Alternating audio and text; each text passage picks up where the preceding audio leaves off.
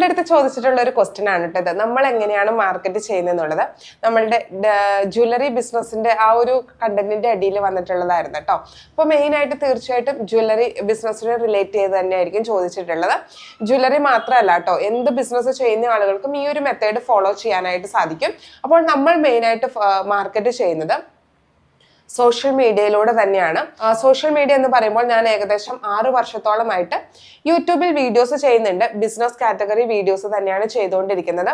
ഇൻസ്റ്റാഗ്രാമിൽ എനിക്ക് തോന്നുന്നു ഏകദേശം 6 മാസം മാത്രമായിട്ടുള്ളൂ നമ്മൾ വീഡിയോസ് ചെയ്തു തുടങ്ങിയിട്ട്. പ്രോഡക്റ്റ് വിൽക്കാനാണെങ്കിലും ഞാൻ അധികം ഇൻഫർമേറ്റീവ് ടൈപ്പ് വീഡിയോസ് ആണ് ചെയ്യുന്നത്. ഇപ്പോൾ ചില ആളുകൾക്ക് വ്ളോഗ് ടൈപ്പ് വീഡിയോസ് ചെയ്യാൻ അറിയാം, അല്ലെങ്കിൽ കുറച്ചുകൂടെ അട്രാക്റ്റീവ് ആയിട്ട് ചെയ്യാനായിട്ട് അറിയാമായിരിക്കും. പക്ഷെ എനിക്കിങ്ങനെ വ്ളോഗ് ടൈപ്പ് വീഡിയോസ് ഒന്നും ചെയ്യാനായിട്ട് അറിയില്ല. എനിക്ക് അധികവും ഇൻഫർമേറ്റീവ് ടൈപ്പ് വീഡിയോസ് ചെയ്യാനായിട്ടാണ് ആഗ്രഹം.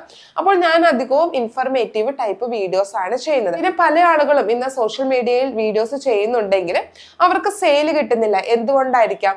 തീർച്ചയായിട്ടും സ്ഥിരമായിട്ട് ചെയ്യാത്തത് കൊണ്ട് തന്നെയാണ്. നമ്മൾ ഏതൊരു പ്രവൃത്തി ചെയ്യുമ്പോഴും നമ്മളത് സ്ഥിരമായിട്ട് ചെയ്യുകയാണെങ്കിൽ തീർച്ചയായിട്ടും വിജയിക്കുക തന്നെ ചെയ്യും.